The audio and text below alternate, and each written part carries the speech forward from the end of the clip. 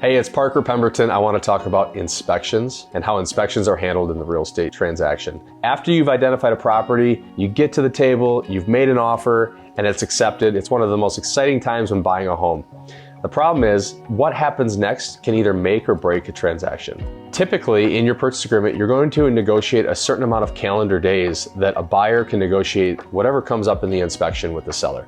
This is typically 5 to 10 days here in Minnesota. And this is a period of time when you can do a home inspection, you can do a roof inspection, you can do a sewer line inspection. You can really hire a specialist to look at anything when it comes to the home and protecting yourself. And inspections are great things. They give you confidence that the house you're buying is a great house. They also can save you a lot of money down the road.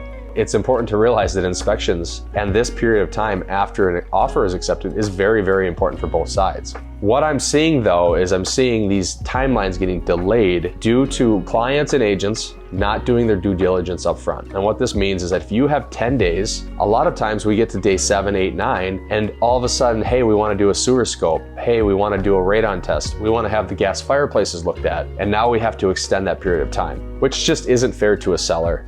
It's not fair to both parties. So here's what we're doing. If we're working for the seller, we are putting a clause into the purchase agreement that says buyer must do all of their inspections within 5 calendar days. In those 5 calendar days, the buyer must get all of their specialists into the house to see the property, to examine the property. Once we have everything agreed upon that it'll be inspected within 5 days, then what we're saying is that negotiations will last 2 days. So that gives us a little bit of extra time for buyer and seller to get together to talk about the things that popped up from the inspection, for a seller to either agree or disagree, to renegotiate, etc. But what we're doing is we're putting these clauses in up front and we're setting the expectation with both clients so that the inspection contingency period is kept on track, it's not delayed, it's not sloppy, and most importantly, all expectations are met. I'd like to see all realtors do this. I'd like to see all brokerages teach this, but it's something we're doing here at Pemberton Homes because it can help a lot of transactions from falling apart, but it also gives certainty to both sides of the transaction, which I think is a very good thing.